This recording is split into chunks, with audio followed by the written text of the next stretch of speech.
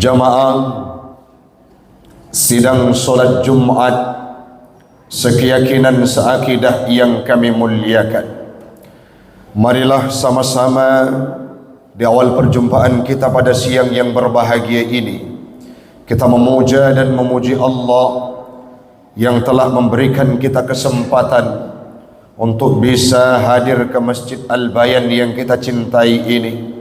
Sudah berada kita pada tanggal 17 Rajab.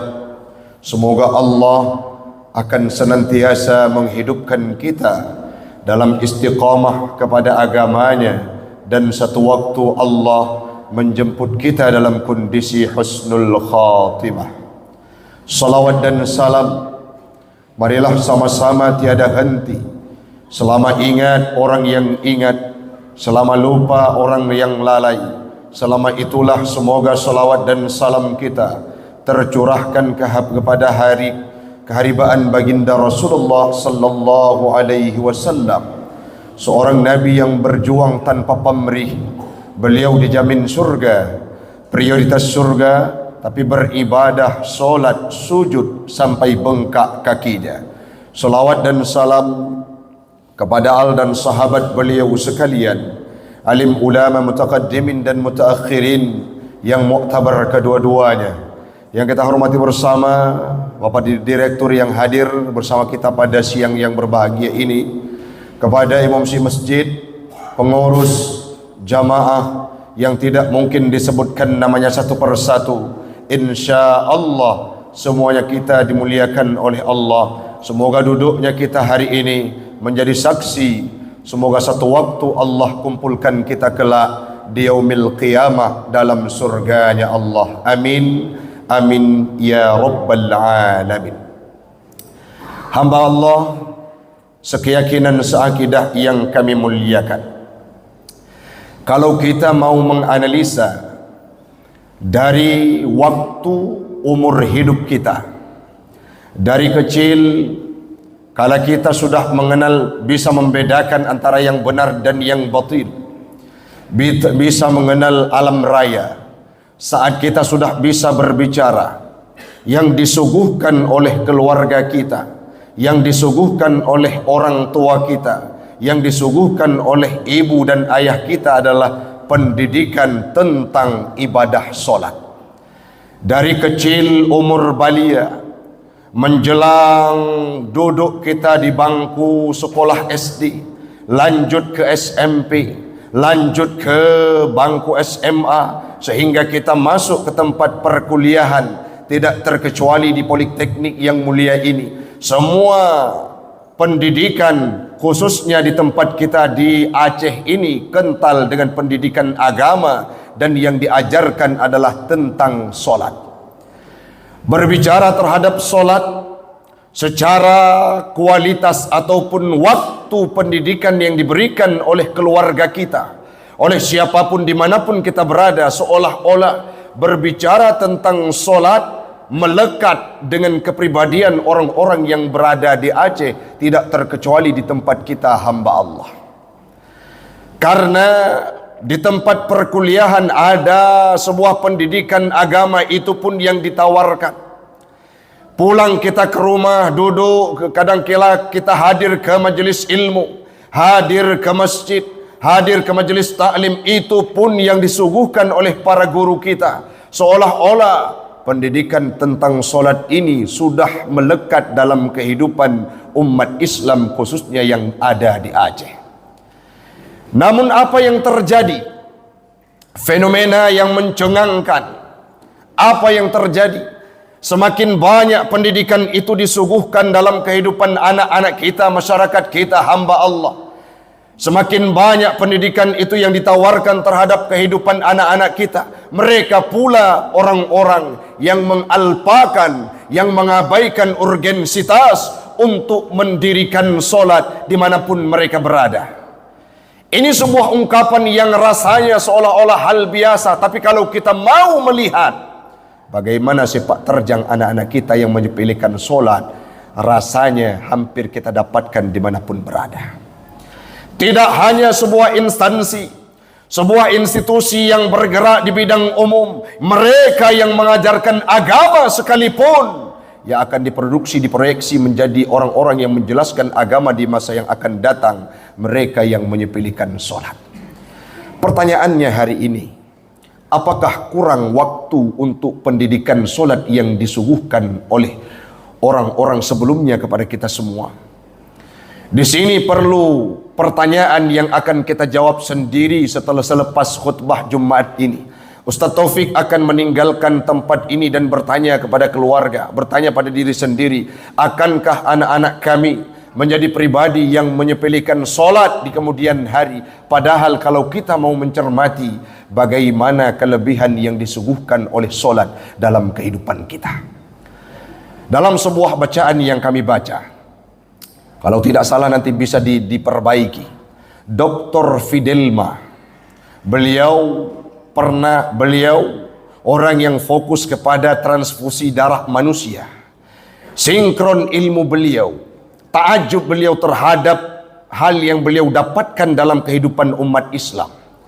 Tubuh manusia ini membutuhkan darah yang sampai ke otaknya hanya beberapa detik, dan itu didapatkan pada gerakan sujud yang dilakukan oleh umat Islam pada waktu solatnya. Sehingga apa yang terjadi? Beliau memilih sinkron ilmunya dengan Islam terhadap gerakan sujud, meninggalkan agama sebelumnya, masuk dalam agama Islam.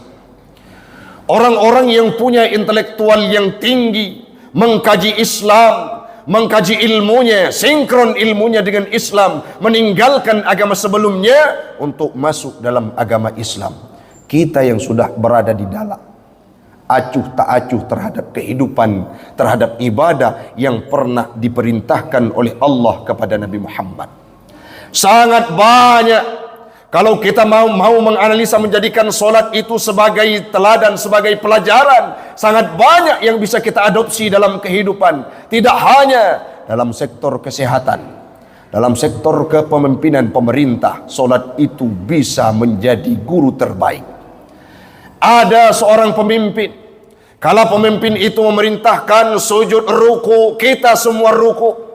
Ada seorang pemimpin yang berdiri di hadapan kita, beliau memerintahkan kita sujud, semuanya sujud. Bila pemimpin salah, datang makmum menegur dengan kalimat sesuai dengan SOP yang ditawarkan. Apa itu? Ucapkan kalimat subhanallah bagi kaula laki-laki dan berikan tepuk tangan bagi perempuan. Artinya solat ini kalau kita mau menelaah, sangat banyak pelajaran yang diberikan di dalamnya. Tidak hanya orang-orang Islam, orang-orang yang berKTP-kan di luar agama Islam sekalipun, mereka kalau menelaah terhadap solat itu sendiri akan menganut agama Islam. Lantas apa yang perlu kita lakukan hari ini? Mari persiapan bulan Ramadan di masa yang akan datang, yang adanya ibadah solat yang menjadi ciri khas bulan suci Ramadan, yakni solat tarawih. Maka dari hari ini kita perbaiki. Kalau kita mau mempelajari sejarah turunnya, sejarah perintahnya solat, Nabi Muhammad itu berada pada titik terendah.